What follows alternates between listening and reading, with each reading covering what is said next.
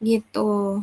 Jadi dari data akuisisi ini kita lakuin transformasi Fourier untuk mendapatkan citra dispersi yang domain frekuensi kecepatan fase. Ini warna-warnanya ini menunjukkan energi atau amplitudenya.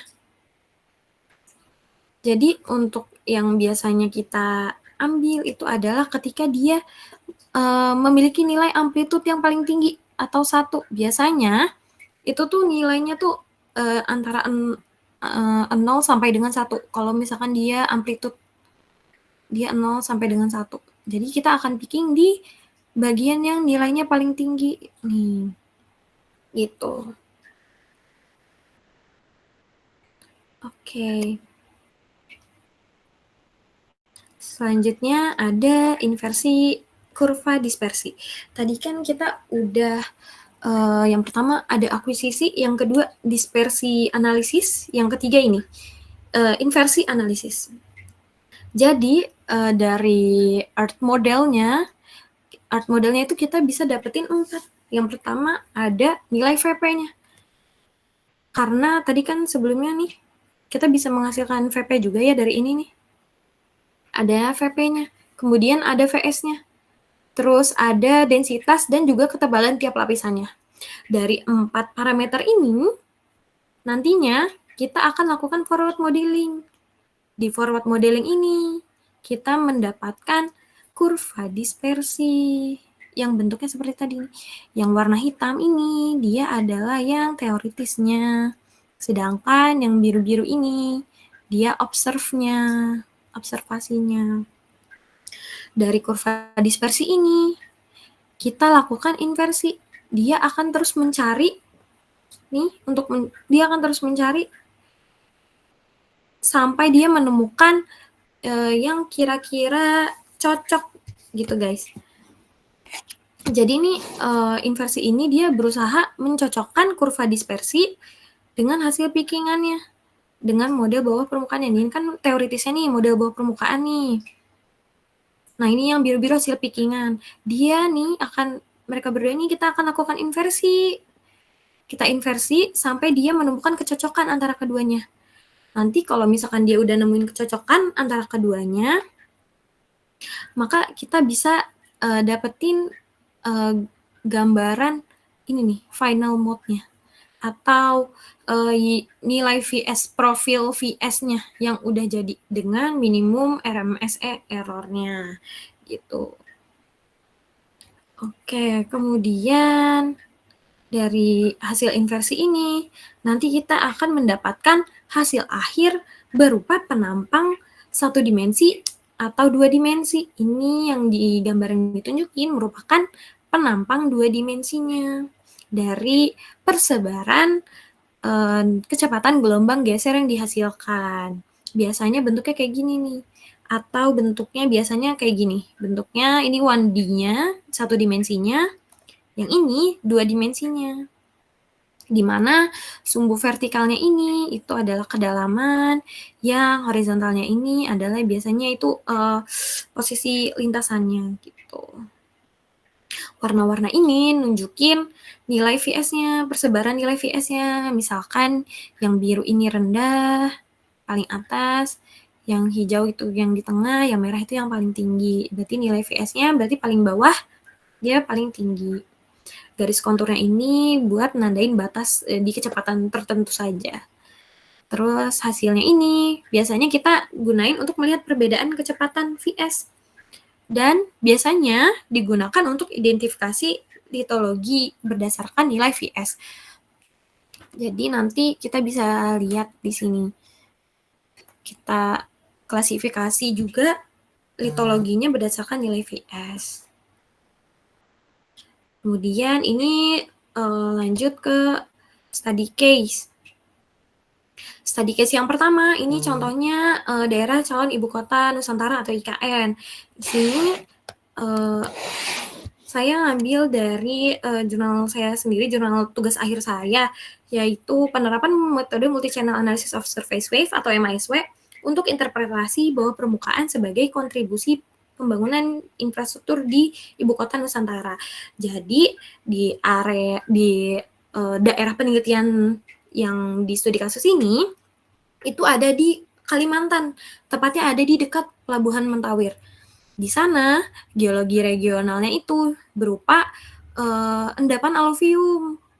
Endapan aluvium tahu kan isinya apa? Karena itu dekat rawa-rawa, sungai, jadi dominan dia isinya lempung, pasir, kerikil, gitu-gitu guys. Nah, dari tugas akhir yang saya kerjakan itu kurang lebih sama dengan prosedur MASW yang sudah dijelaskan tadi. Ada akuisisinya, kemudian ada dispersi analisis, kemudian ada inversi analisisnya. Yang membedakan apa? Yang membedakan di studi kasus ini akan mencari dia akan mencari untuk aplikasi geotekniknya. Jadi di studi kasus ini saya tuh nyari parameter geoteknik untuk mendukung infrastruktur yang di sana. Jadi di sana tuh mau dibangun sebuah jalan tol gitu. Jadi perlu nih investigasi geotekniknya. Di sini investigasi geoteknik yang saya lakukan itu ada di mencari nilai densitas, porositas, dan juga void ratio-nya. Untuk prosesnya yang membedakan di sini ada yang namanya CMP cross correlation. Ini mungkin akan dijelasin di pertemuan berikutnya mungkin. Nah, dari studi kasus ini kan mencari geoteknik. Dari geoteknik ini nantinya akan melakukan rekomendasi untuk dilakukannya kira-kira lapisan kerasnya ada di mana, dan juga kira-kira bagusnya itu ada di kedalaman berapa, sampai di kedalaman berapa untuk memasang fondasi gitu untuk sebuah jalan tol. Oke, dari jurnal tersebut kita bisa lihat nih saya cuplik ketika ada di SOL 107 sama di 137. Nih, kita bisa lihat nih perbedaannya yang P-wave dan juga surface wave. Kita bisa lihat ciri-cirinya. Kalau misalkan yang P-wave biasanya nih dia kan karena merambatnya lebih cepat ya guys di permukaan tuh. Jadi dia cuman dikit-dikit aja nih, tipis-tipis kelihatannya nih. Nih yang kecil-kecil di ujung. Aduh nggak bisa di zoom lagi. Nih yang kecil-kecil ini nih. Yang kecil-kecil di ujung ini. Sedangkan kalau surface wave itu kita bisa lihat nih, dia itu sangat gendut-gendut wiggle-nya. Kalau kalian bisa lihat nih. Terus sama juga dengan ketika ada di source 137, nih kita bisa lihat direct-nya ada di sini nih. Nih, sedangkan surface wave-nya ada di sini.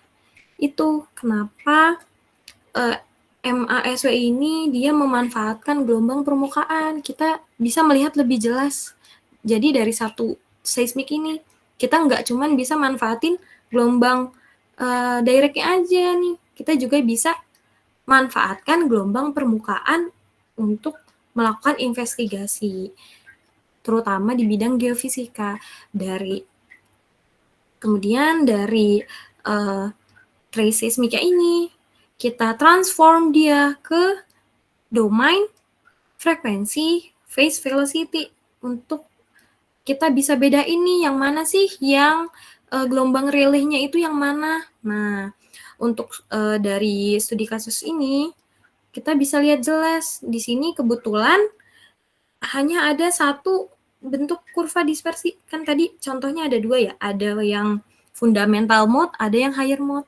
Di sini nih, ini bisa kita lihat dengan jelas ini adalah fundamental mode atau area utamanya dari gelombang relay-nya. Ini bisa jadi ini adalah calon-calon dari higher mode karena ini dia terpengaruh oleh gelombang-gelombang lain nih pasti. Ini pasti yang warna biru itu adalah cuplikan dari yang gelombang relay-nya. Bisa kita lihat dia amplitude-nya tuh kalau di sini ya yang warna biru tuh yang paling tinggi saya lupa nih cantumin keterangannya nih. Aduh, maaf guys. Nih, yang warna biru itu di sini dia yang paling tinggi. Jadi kita akan picking di area yang paling tinggi di sini. Perkiraan di sini. Di tengah, terus nanti kita akan biasanya kan tadi bentuknya gini ya. Nah, kita akan bentuk kayak perosotan atau kayak air terjun gini, guys. Nah, di fundamental mode-nya kita picking di fundamental mode-nya. Kemudian dari yang picking di kurva dispersi tadi, kita dapetin ini nih. Hasil pickingannya. Ini hasil pickingannya. Hasil pickingan kita. Dari hasil pickingan kita lakukan yang namanya inversi. Dari inversi itu, kita bisa mendapatkan profil 1D atau satu dimensinya. Jadi ini nih yang dimaksud profil VS secara satu dimensi. Bentuknya seperti ini. Nih, kita bisa lihat persebaran nilai VS-nya. Ketika di kedalaman berapa, dia punya nilai VS-nya berapa. Yang di pojok kanan ini ketebalannya. Tuh, lihat beda-beda ya tiap kedalamannya. Dan biasanya umumnya seharusnya tuh bentuknya akan selalu melebar ke bawah kayak gini nih. Karena semakin dalam kan harusnya semakin keras. Jadi ya umumnya bentuknya seperti ini. Begitu juga ini yang tadi di source 137 nih. Bentuknya serupa. Gitu. Dari profil 1D ini kita bisa yang namanya lakukan interpolasi ataupun inversi 2 dimensi juga bisa, ataupun interpolasi dari data-data profil 1 dimensinya tersebut untuk jadi penampang 2 dimensi. Ini dia penampang 2 dimensinya. Dari persebaran kecepatan gelombang geser atau VS-nya. Di sini kita bisa lihat, misalkan di kedalaman 0 sampai kedalaman 10, nilainya nih relatif rendah. Terus di kedalaman 25 sampai 30 relatif tinggi. Dari persebaran nilai VS ini, kita nanti bisa tentuin nih, kira-kira litologinya apa sih? Berdasarkan klasifikasi tertentu ya guys, di geologi regional daerah penelitiannya. Untuk di daerah aku, itu tuh bisa didapetin identifikasi litologi seperti ini nih. 0 sampai 4 meter itu dia berupa clay, terus 4 sampai 10 meter dia berupa silty clay, 10 sampai 25 meter itu dia sand, dan seterusnya sampai ke bawah itu dia gravel. Nah, dari studi kasus ini direkomendasikan untuk lapisan kerasnya ditemukan ketika di kedalaman berapa sampai berapa. Misalkan ini kan udah ketemu nih ya lapisan kerasnya di sekitar sini ya guys ya. Nih di sekitar kedalaman 25-an. 24-25-an gitu. Terus selanjutnya ada studi kasus MASW untuk shallow fault dari Bapak Handoyo, dosen kita kalau kalian kenal. Dari Pak Handoyo ini waktu itu beliau buat buat jurnal terkait multi-channel analysis of surface wave to characterize of fault zone. Jadi dia menentukan fault zone di Alhama de Murcia Fault di daerah Spain kalau nggak salah. Jadi ketika tahun 2011 itu di Spain ini terjadi gempa di Lorca kalau tidak salah. Nah di Lorca ini dia dekat dengan fault ini nih, fault Alhama de Murcia ini. Dia dipengaruhi oleh fault ini. Makanya di daerah tersebut pada saat itu terjadi gempa. Kemudian dilakukan investigasi oleh Pak Handoyo dan juga rekan-rekannya. Ini juga rekan-rekannya didapatkan bentuk dispersinya seperti ini nih. Nih, bentuk dispersinya nih ada fundamental mode-nya nih. Yang utamanya, yang biasanya fundamental mode itu dia terlihatnya lebih jelas. Nih. Kemudian ada higher mode-nya, nih yang kecil-kecil, nggak jelas nih ininya, nilainya, energinya tinggi, tapi bentuknya tidak menerus. Biasanya ini seperti ini air maut, karena dia dipengaruhi oleh gelombang-gelombang yang lain. Nah, dari kurva dispersi ini, beliau picking di area yang fundamental mode nih. Di area fundamental mode, di picking, kemudian didapatkan bentuk profil VS-nya seperti ini. Nah, semakin ke bawah, semakin keras. Semakin turun dia, kecepatannya semakin bertambah, semakin dalam semakin bertambah, di mana artinya lapisannya semakin keras, semakin bawah. Kemudian dari hasil investigasinya ini, di daerah tersebut didapatkan pada daerah sini dan sini itu diduga fault zone.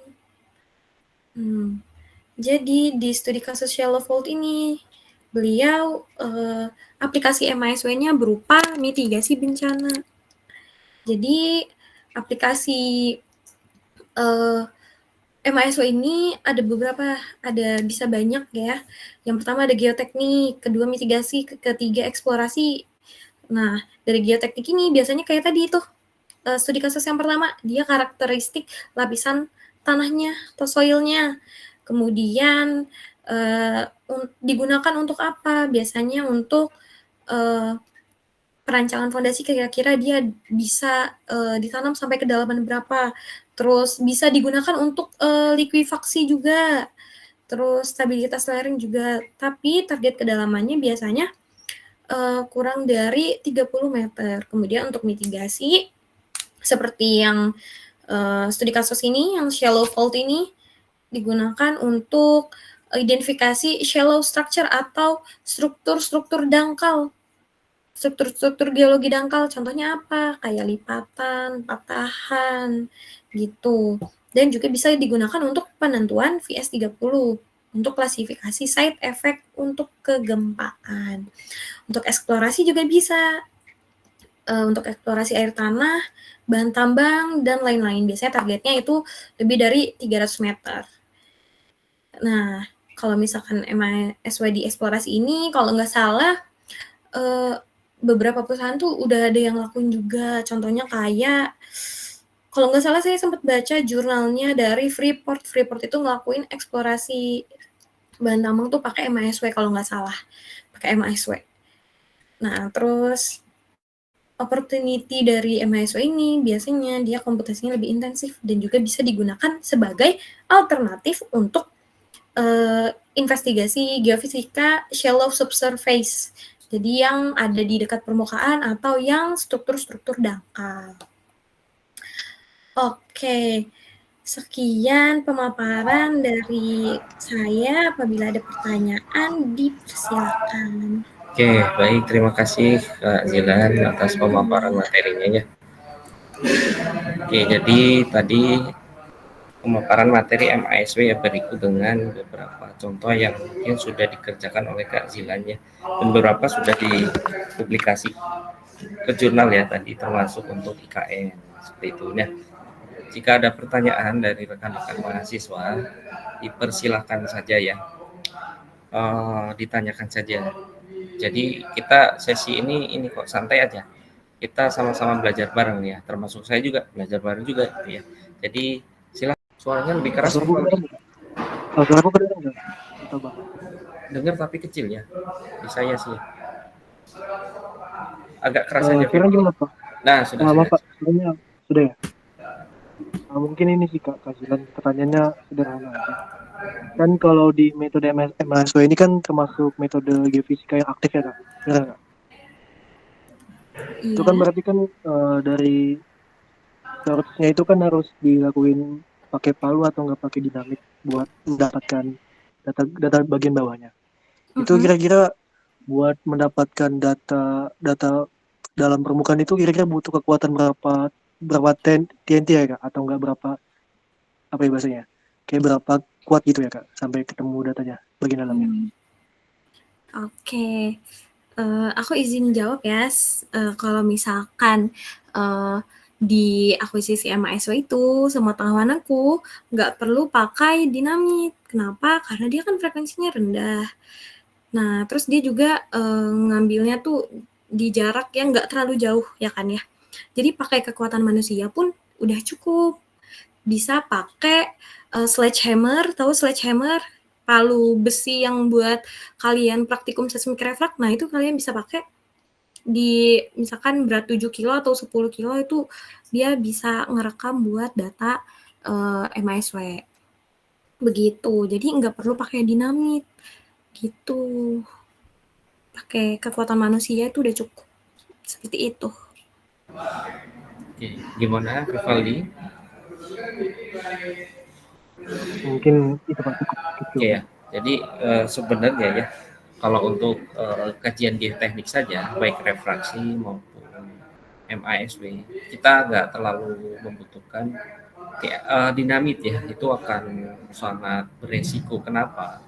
Karena mungkin kajian geoteknik itu mungkin di sekitar perkotaan atau dekat dengan pemukiman. Jadi kalau kita pakai source dinamit itu tentu akan mengganggu dengan lingkungan sekitar.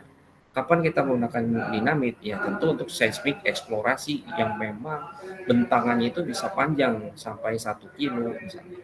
Dan itu membutuhkan energi yang sangat besar untuk sampai di geofon paling ujung. Tapi kalau hanya refraksi maupun MASW kita butuh dengan palu saja. Kalau palu memang nggak kuat, mungkin ada alternatif lain yaitu vibroseis. Vibroseis itu alat yang bisa menghasilkan sumber getaran. Ya memang cukup berat alatnya. Ya. Atau kalian bisa menggunakan wake drop. Wake drop itu mirip seperti beban yang digantung kemudian dijatuhkan aja ke tanah. Namanya wake drop. Nah, wake dropnya itu nanti bebannya berapa kilo. Kalau misalnya 10 kilo berarti kan kira-kira gaya yang ada di beban itu mungkin ya anggap saja kalau gravitasinya 10 meter per second kuadrat berarti kan total gayanya itu ada 100 Newton. Tinggal bebannya aja didesain mau berapa. Nah, biasanya itu bisa menghasilkan energi yang jauh lebih besar dibandingkan pukulan manusia. Ya, biasanya manusia mampu memukul dengan palu 10 kilo gitu. Mungkin energinya akan nggak bagus misalnya. Oke, kita pakai wake drop gitu. Wake drop yang 100 kilo misalnya, udah kelihatan kan 1000 Newton gayanya. Tinggal ketinggiannya berapa. Nah, nanti bisa dihitung berapa besar energi yang diperlukan. Nah, seperti itu ya terkait dengan source-nya ya. Oke, kita lanjut ke Siti Hotnaria ya. Silakan Siti. Baik Pak, izin bertanya Kak, tadi kan pada slide dispersi gelombang itu kan ada beberapa jenis rekaman yang dimana itu air have, direct have survey, reflection, refraksi, hingga ambient noise ya Kak.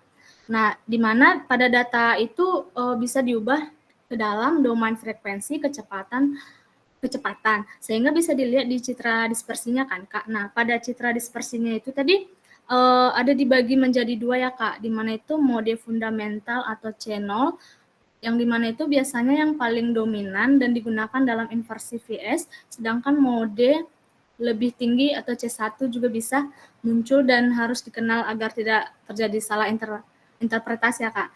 Terus untuk pertanyaan saya Kak, ada nggak sih Kak faktor-faktor apa saja yang dapat memengaruhi kejelasan kurva dispersi tersebut Kak? Oke, silakan Kak Jilan.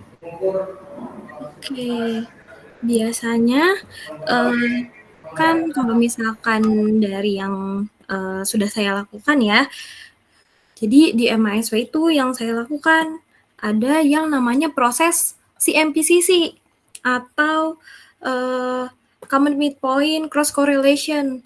Jadi di suatu proses itu dia menggabungkan beberapa trace, kemudian di cross korelasikan, itu dia akan memperkuat satu sama lain. Jadi dispersinya tuh akan saling menguatkan dan jadi terlihat lebih jelas yang mana bentuk yang dispersif atau gelombang citra dari gelombang relenya ini akan terbentuk. Kan gelombang rele itu dia ada gelombang S-nya juga ya, dia SH, ada SH-nya, ada SV dan SH-nya. Nah, kita ambil dari situ, dari trace yang gelombang biasanya kita ubah ke bentuk dispersi, nanti kita bisa langsung melihat bentuk citra dispersinya sebenarnya. Karena dari MASW sendiri, dia kan biasanya ngerekam tuh, dia kan ada horizontal dan vertikal. Dia tuh kalau tidak salah ya, saya baca dari jurnal, itu tuh di satu trace seismik itu, paling dominan adalah surface wave, yakni yang di bagian gelombang Rayleigh. Jadi dari geofon MASW sendiri, karena dia punya frekuensi yang rendah, dia nih punya sensor yang akan mengambil gelombang Rayleigh yang sangat dominan, sekitar 67% kalau tidak salah, itu tuh akan terekam gelombang Rayleigh. Jadi di satu trace itu nanti kita bisa lihat. Biasanya sih pengaruh-pengaruhnya kalau misalkan buat kejelasan datanya itu ya tergantung kondisi sekitar juga ya. Apakah di kondisi sekitar ada yang melakukan kegiatan, itu juga bisa mempengaruhi, sama kayak seismik refraksi. Itu juga bakal mempengaruhi datanya kan ya. Itu dia akan mempengaruhi data. Kemudian yang kedua tadi proses pengolahannya, yakni CMPCC. Di CMPCC ini kita menggabungkan beberapa trace menjadi satu di common midpoint-nya, kemudian kita cari cross correlation-nya, nanti dia akan saling menguatkan untuk memperlihatkan bentuk dari gelombang Rayleigh-nya itu sendiri. Seperti itu. Mungkin Pak Hada kalau ada tambahan. Oke, baik, terima kasih Kak Zilan. Ya, izin menambahkan ya tadi dari pertanyaan Sydney Hornaria, yang intinya adalah faktor apa saja sih yang mempengaruhi kualitas data ya sebenarnya. Ada banyak faktor. Yang pertama, instrumen kita sendiri itu seperti apa. Instrumen kita itu memang udah kondisinya bagus atau tidak. Gitu. Kalau kondisinya bagus, it's okay, bisa dipakai. Kalau kondisinya kurang bagus, sensornya kurang sensitif, mungkin karena faktor usia ya, alat elektronik, ya faktor usia kurang bagus, ya mungkin hasil rekamannya nggak akan menunjukkan hal yang bagus gitu. Jangan-jangan itu hanya noise saja, noise diri itu maksudnya noise dari instrumen saja yang direkam. Itu tentu akan mempengaruhi. Selain itu, tadi yang disampaikan Kak Zilan itu adalah noise ya, gangguan sekitarnya seperti apa. Kalau terlalu banyak ya, dia akan ikut terekam di dalam si geofon tadi ya. Efeknya gimana ya? Kualitas sinyal to noise ratio-nya akan menurun gitu. Akan menurun ya. Efeknya ya mungkin nggak terlihat dengan jelas si apanya namanya tadi, kurva dispersi surface wave-nya ya. Surface wave-nya nggak akan terlihat dengan jelas, tapi ada tekniknya. Tekniknya gimana? Tadi yang disampaikan Silan ya adalah CMP-CC. CMP itu adalah common midpoint-nya. Midpoint yang sama dari banyak antara source dengan geopon, nanti disusun yang mana yang midpoint-nya sama. Nah, yang midpoint-nya sama itu akan dilakukan yang namanya cross korelasi. Cross korelasi itu korelasi silang antara trace satu dengan trace yang lainnya, di cross korelasikan, kemudian nanti bisa saja dilakukan stacking untuk memperjelas. Itu akan menghilangkan efek noise. Akhirnya si surface wave itu akan terlihat lebih jelas. Selain itu juga apa yang mempengaruhi? Energinya, source-nya. Kalau manusianya yang ngasih palu tenaganya lembek gitu ya, ya energinya juga nggak akan terlihat dengan jelas. Gitu. Di geofon ujung yang belakang ya mungkin sinyalnya nggak akan kuat. Jadi ini perlu diperhatikan faktor-faktor ini. Ini nggak hanya di MASW ya. Kalian di metode seismik pun sama. Metode yang lain sama. Nggak hanya metode seismik ya. Misalnya metode apa? Geolistrik. Kalau instrumen kalian nggak bagus ya percuma. Kalian mengukur hasilnya jelek. Nah, instrumen itu penting. Makanya sebelum dilakukan pengukuran sebaiknya dikalibrasi. Apakah sensornya sudah bekerja dengan baik atau tidak. Nah, ini penting untuk memastikan hasil yang kita peroleh adalah benar, bagus, dan jelas surface wave-nya. Gitu ya. Oke, mungkin seperti itu ya tambahan saya Kak Zilan. Ada yang lain dari rekan mahasiswa, silakan. Kalau ada pertanyaan. Kalau tidak ada, mungkin cukup juga ya, kita udah hampir jam 2:30 ya. Mungkin dari Kak Zilan ada tambahan, silakan kalau ada tambahan. Cukup sih Pak, sepertinya. Oke, Cukup ya, terima kasih Kak Zilan atas paparan materinya ya. Semoga ini bisa menjadi manfaat dan bisa mendorong kalian rekan-rekan mahasiswa untuk lebih tertarik ke metode ini. Kenapa? Karena memang masih jarang yang di kita itu masih jarang yang menggunakan MASW. Kenapa? Ya memang keterbatasan alat ya. Di kita itu sebenarnya ada alat safety refraksi. Cuma memang karena source-nya yang kurang bagus, terkadang energi atau surface wave-nya itu nggak kelihatan dengan jelas. Itu yang masih menjadi kendala. Tetapi kadang kalian bisa misalnya mendapatkan data dari pihak luar. Pihak luar itu siapa? Instansi ataupun kontraktor atau perusahaan yang memang bekerja di bidang konsultan geofisika dan mereka menyediakan data MASW misalnya. Ini kan bisa jadi peluang juga. Setidaknya kalian sudah belajar ini gitu ya. Atau kedepannya nanti kalian mau KP kerja praktek. Nah, ini ada beberapa mahasiswa juga yang KP atau kerja praktek itu di perusahaan yang menyediakan data MASW. Nah, kalian sudah tahu nih secara konsep teorinya. Mungkin nanti akan kita ajarkan bagaimana sih cara mengolah data MASW-nya ya. Silakan nanti kalian rekan-rekan mahasiswa siapkan aja sesi imager ya Kak Zilan, sesi imager. Mungkin ada MATLAB juga, nanti saya akan silakan. Oke, minggu depan saya akan menyampaikan terkait dengan di surface wave dari gelombang gempa, tetapi kita menggunakan frekuensi time analysisnya. Kalau kemarin kan kita dengan cara manual kalian picking, nah minggu depan saya akan sampaikan dengan frekuensi time analysisnya. Silakan diinstal MATLAB-nya saja ya. Oke, seperti itu ya. Terima kasih atas perhatiannya Kak Zilan. Terima kasih. Mungkin next kita akan ketemu lagi dengan Kak Zilan ya di lain waktu. Nanti akan saya infokan kembali. Tapi sebelum saya akhiri, Kak Zilan kalau mau undur diri dulu nggak apa-apa. Ini saya nanti akan ada absen kembali ya. Kalau Kak Zilannya ada kegiatan. Oke, terima kasih Pak Hada atas kesempatannya dan juga adik-adik sekalian kalau misalkan ada pertanyaan aku boleh tanya pribadi ya, nggak apa-apa. Mungkin ketemu lagi minggu depan. Kalau ada salah kata mohon dimaafkan. Wassalamualaikum warahmatullahi wabarakatuh. Waalaikumsalam warahmatullahi wabarakatuh. Terima kasih Kak Zilan. Terima kasih, Kak. Terima kasih Kak. Oke. Baik, saya absen kembali ya. Tadi kan ada yang sempat belum. Saya ini ya dipanggil tapi nggak ada ya. Reinhard Muran, Hadir Pak.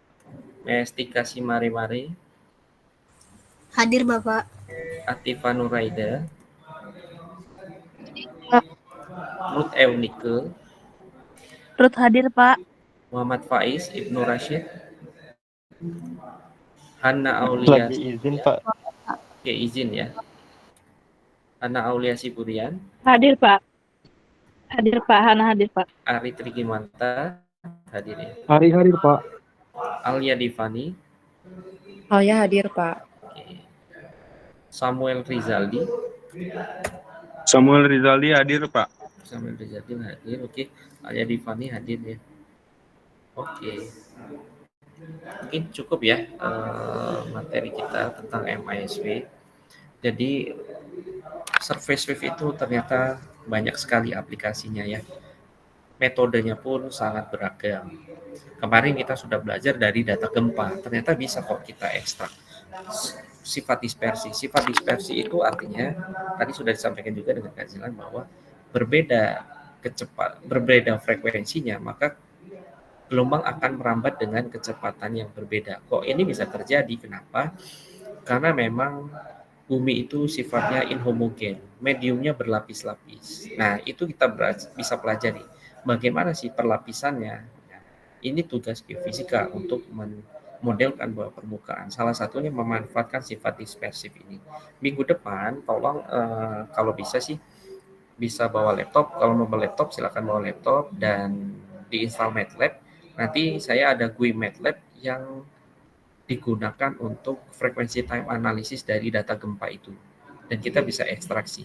Nanti kita coba bandingkan antara hasil picking frekuensi time analysis tadi dengan hasil manual, apakah sama atau tidak. Nah, untuk tugas yang minggu lalu silakan minggu depan dikumpulkan ya. Oke, sebelum saya akhiri ada pertanyaan? Tidak ada, cukup semua ya? Cukup Pak. Cukup, terima kasih. Cukup Pak. Kita akhiri ya perkuliahan kita hari ini. Semoga bisa bermanfaat. Saya Ri, wassalamualaikum warahmatullahi wabarakatuh.